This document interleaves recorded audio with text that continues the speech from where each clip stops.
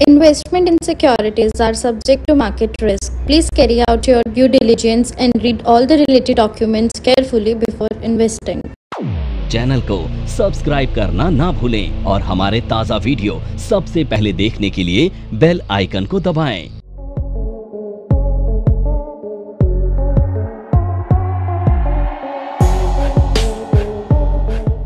अब बात करते हैं हम सबसे ज्यादा इंपॉर्टेंट चीज की, जिसका नाम है थीटा। अब देखो भाई, ये बताता है टाइम डीके को। आप टाइम को कंट्रोल कर सकते हैं क्या? आप में से कोई ऐसा है टाइम को कंट्रोल कर ले? टाइम को केवल मैनेज किया जा सकता है, कंट्रोल नहीं किया जा सकता है। एम आई राइट और एम आई राइट? है ना? अब समझने वाली बात यह है कि ऑप्शंस में ना जो बायर है उसके लिए ये सबसे बड़ा दुश्मन है और सेलर का सबसे बड़ा दोस्त ही है। पता है क्यों? मैं इसे एक एग्जांपल से आपको बताता हूं। मान लेते हैं 1 जनवरी 2020। क्या आप ये प्रिडिक्ट कर सकते हैं कि 2 जनवरी 2020 को मार्केट कहां होगा? कोशिश करते हैं ना, और कोशिश में कभी आप कामयाब हो जाते हैं, जिसे हम तुक्का बोलते हैं, और कभी कभी आप एनालाइज करके कामयाब हो जाते हैं, उसे रिसर्च बोलते हैं। अब तुक्के और रिसर्च में अंतर है। रिसर्च भी फेल होती है, तुक्के भी फेल होते हैं। तो ऑप्शंस में क्या होता है, आप लोग रिसर्च करके जाएंगे तो रिजल्ट थोड़े ज्यादा अच्छे आते हैं, तुक्के मारेंगे तो रिजल्ट गैम्बलिंग की तरह आएंगे। कभी आएंगे कभी नहीं आएंगे। पर एक बात तो तय है ना कि 1 जनवरी जिस दिन निकल गया वो आपकी जिंदगी में कभी नहीं आएगा। 3, 4, 5, 6, 7 तारीखें जरूर आएंगी आपकी जिंदगी में, उनमें हो सकता है प्रॉफिट भी आए, पर जो 1 तारीख निकल गई है ना, वो आपकी जिंदगी में कभी नहीं आएगी। और आपकी क्यों, दुनिया में किसी की जिंदगी में वापस नहीं आएगी।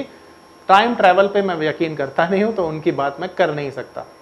ठीक है, आ रही मेरी बात समझ में? अब ये मैं क्यों बता रहा हूं आपको? इसलिए बता रहा हूं क्योंकि ऑप्शन में जो कंपोनेंट मैंने आपको पढ़ाए थे ना, 2 चीजों के, वो 2 कंपोनेंट क्या होते हैं? एक तो इंट्रिंसिक वैल्यू मैंने पढ़ाई थी और दूसरी पढ़ाई थी टाइम वैल्यू। तो ये जो टाइम वैल्यू का ऑप्शन में कंपोनेंट होता है ना, वो इसी चीज से तय होता है, जिसे हम थीटा बोलते हैं।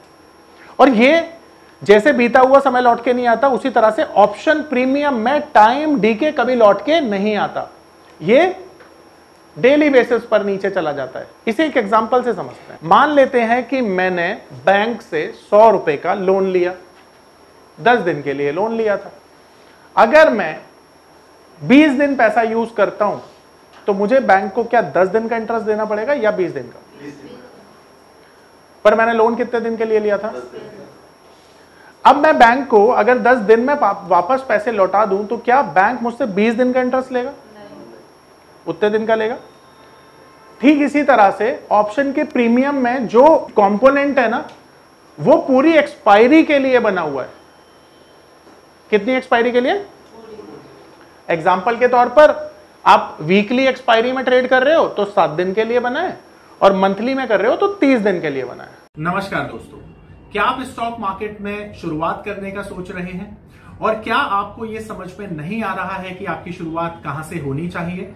तो मैं आपको एक ऐसा कोर्स सजेस्ट करने जा रहा हूं जो आपकी लाइफ चेंज कर सकता है। और मैं बात कर रहा हूं NIFM का advance level of smart investor course की, जो आपकी लाइफ चेंज कर सकता है। जी हां, आपने सही सुना। NIFM आपके लिए लेके आया है एक ऐसा शानदार कोर्स जो आपको बताएगा कि किस तरह से आप स्टॉक मार्केट में सक्सेसफुली पैसा कमा सकते हैं। और ये कोर्स है advance level of smart investor. Advance level of smart investor course आपको हर छोटी से छोटी और बड़ी से बड़ी मार्केट की बारीकियों के बारे में जानकारी देता है, और ये सभी जानकारियां आपको इस मार्केट में पैसा कमाने में बहुत ज्यादा मददगार साबित होती हैं। तो इस कोर्स को करने के बाद आप मार्केट में सक्सेसफुल ट्रेडर और सक्सेसफुल इन्वेस्टर बन सकते हैं। ठीक है। अब अगर उस ऑप्शन में आप 4 दिन में अपनी पोजीशन काट के निकल जाते हो तो आपने कितना कंपोनेंट यूज किया टाइम वैल्यू का? 4 दिन का। पर अगर आप अंतिम दिन तक उसमें खड़े रहे तो कितना यूज किया? तो यहां पर एक बात तो तय है जितने ज्यादा टाइम के लिए ऑप्शन के प्रीमियम में आप खड़े रहेंगे उतने ही ज्यादा टाइम का रिस्क भी रहेगा। अब इसके विपरीत एक और एग्जांपल समझते हैं कि अगर आपने केवल एक ही दिन में ऑप्शन करके निकाल दिया तो आपने कितने टाइम का टाइम वैल्यू यूज किया, तो वो और कम हुआ।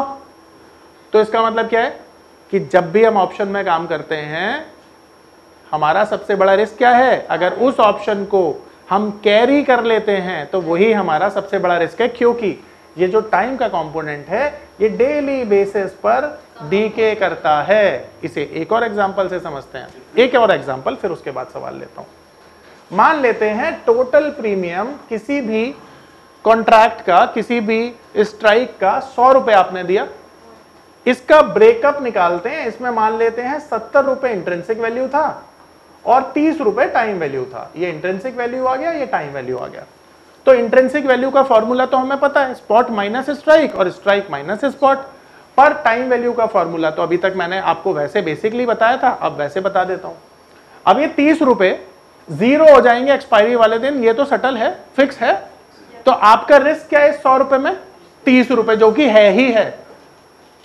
ये दुनिया में कोई बदल नहीं सकता कि ये 30 रुपया जीरो जरूर होगा, चाहे मार्केट कहीं भी जाए, ये तो तय है। पर इसे स्मार्टली आप मैनेज तो कर सकते हो ना, जैसे मैंने आपको बताया टाइम को कंट्रोल नहीं किया जा सकता, मैनेज तो किया जा सकता। अब मैनेज करने के लिए आप क्या करेंगे, पहले तो इसे समझेंगे कि ये मेरा रिस्क क्या है। तो आपका रिस्क क्या हो गया, 30 रुपए टाइम वैल्यू हो गई और 30 दिन का आपको समय मिला, यानी ये टाइम वैल्यू हो गई और ये नंबर ऑफ डेज हो गए जिसके लिए आपने कॉन्ट्रैक्ट होल्ड किया है। तो इसका मतलब क्या है कि अगर मैं हर दिन की टाइम वैल्यू को डिवाइड करके एक दिन की टाइम वैल्यू निकालूं तो वो 1 रुपए आ जाएगी इस हमारे केस में। तो मेरा प्रीमियम डेली बेसिस पर यहां पर कितना ज्यादा गिरेगा, 1 रुपया रोज गिर जाएगा, यही मेरा रिस्क है।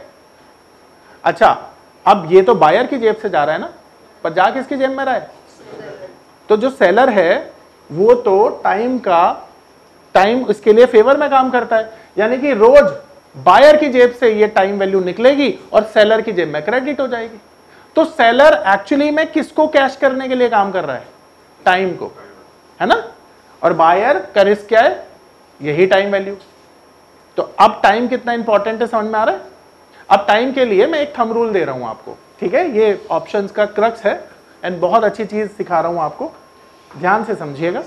अब देखो जो आपका रिस्क है, अब जैसे फॉर एग्जांपल मैं आपसे एक सवाल पूछता हूं और उसके बाद आप रिप्लाई करिएगा। ये पावर ऑफ नंबर थ्योरी इतनी बेहतरीन थ्योरी है कि इसे करने के बाद आप एक अलग अनुभव करेंगे और आपको लगेगा कि शायद इसी चीज की आपको तलाश थी। बहुत सालों की ट्रेडिंग के बाद, इन्वेस्टिंग के बाद आपको शायद ऐसे प्रोडक्ट की जरूरत थी जो मार्केट में आपको वो कॉन्फिडेंस दे पाए, जिस कॉन्फिडेंस के साथ आप रोज पैसा कमा पाए और जितना आप चाहें उतना पैसा कमा पाए। तो हमारी ये जो पावर ऑफ नंबर थ्योरी है ये आपको आपकी सभी इच्छाओं को पूरा करने के लिए है।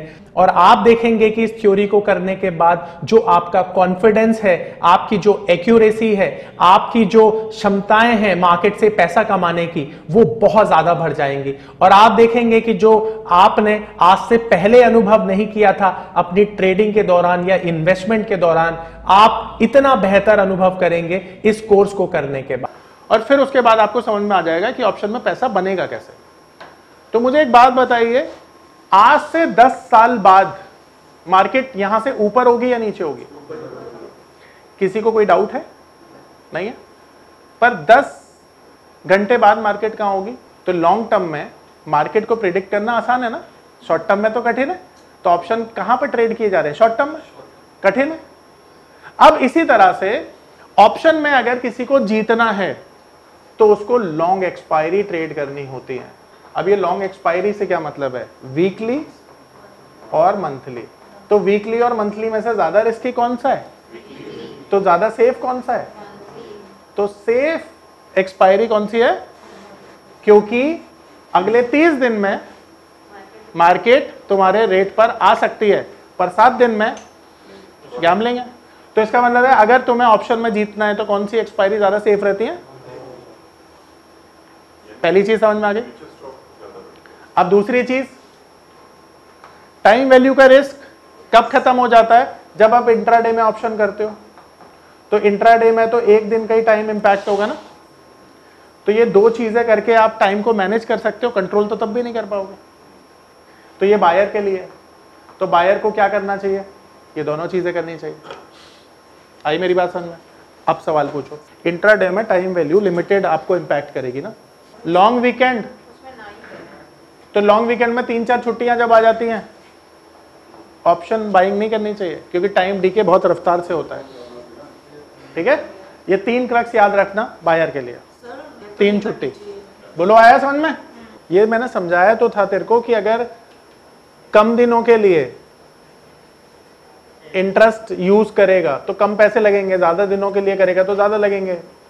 अब यहां पर कंपोनेंट ज्यादा होगा ना टाइम वैल्यू का 7 दिन में, तो 7 दिन में अगर वीकली एक्सपायरी ट्रेड करेंगे तो टाइम वैल्यू का भी कंपोनेंट तो ज्यादा होगा, तो ज्यादा होगा तो जल्दी जल्दी गिरेगा वो। यही तो क्रक्स है कि वीकली एक्सपायरी हमेशा रिस्की होती है। और बस एक मैं आपका सवाल लेता हूं, अब एक लास्ट क्रक्स इसमें कि कभी भी ऑप्शन, जो लॉन्ग वाले ऑप्शंस होते हैं ना बायर के लिए, फर्स्ट 10 डेज सेफ्टी होती है ऑप्शंस में बायर के लिए। ठीक है, क्योंकि प्रीमियम पहले 10 दिन जल्दी जल्दी डीके नहीं करते और लास्ट के 20 दिन जल्दी जल्दी डीके करते हैं। जैसे मैं एक लाइव एग्जांपल देकर आपको बताता हूं। मान लो तुम्हारा एग्जाम हो रहा है और तुम्हारे सिर्फ 5 मिनट बचे हुए हैं तुम्हारे एग्जाम खत्म होने में, और तुम्हारे 10 क्वेश्चंस रहते हैं, तो तुम क्या करोगे, जल्दी जल्दी पैनिक में आके सवाल लिखने लग जाओगे। तो जब एक्सपायरी क्लोज आती है ना, तो ऑप्शंस के प्रीमियम में भी पैनिक आता है, इसीलिए वो जल्दी जल्दी गिर जाते हैं।